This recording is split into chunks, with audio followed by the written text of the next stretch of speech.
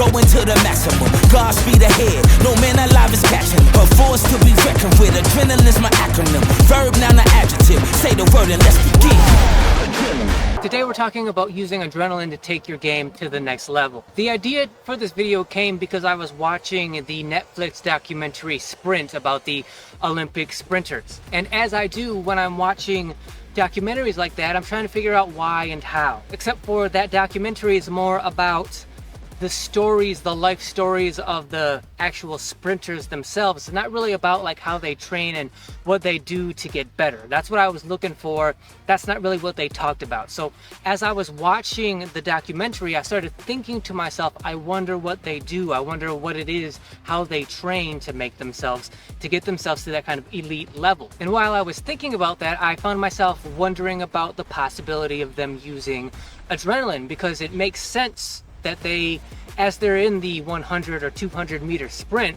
you would probably want to use adrenaline to try to fuel that run. And then of course I thought about, well, I wonder how I could then relate that to basketball. And then it did occur to me that I did used to use adrenaline on a pretty regular basis a long time ago in my own competitive career. So today I'm going to give you examples of how I used to use adrenaline in my game to try to make myself better, and then hopefully you guys can extrapolate examples from that and think about how you could then use adrenaline to make your game better. So let's get right into using adrenaline. The examples I'm going to use are going to go from my least favorite way to use adrenaline to my most favorite way. So my least favorite way to use adrenaline would be during rebounding. So I'm 5'8". During my playing days, I was probably somewhere in the low to mid 130s. So I was always one of the smaller players out here. So rebounding was always one of my weakest, if not my weakest ability when it came to playing basketball. Now, when it came to using adrenaline, it would be tempting to try to use it while I was trying to box out and get the right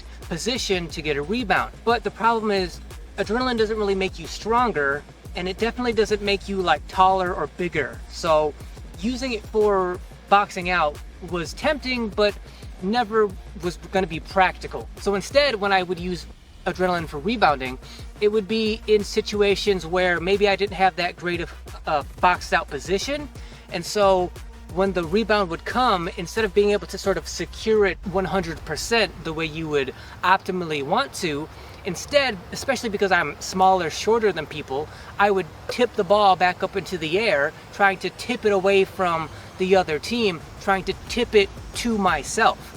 And usually when doing that, you have to tip it 2 or 3 times up in the air and away from the defense or whatever position side of the ball you're playing. So that means you're jumping as high as you can, as explosively as you can, and then you're tipping it away. So that means you have to sprint to the next position to tip it again, jumping as explosively as you possibly can. And you're doing that 2 or 3 times within like a 7-second interval, which doesn't sound like much, but when you're doing that much intense sprinting and running in that small little amount of time, it can be very fatiguing. And so it's those kind of instances when I would call on adrenaline to make that a little bit easier on myself, give myself a little bit of advantage over other players. But better than that, more fun to me on defense when it comes to using adrenaline would be getting steals, especially sort of late game, very important possession kind of steals.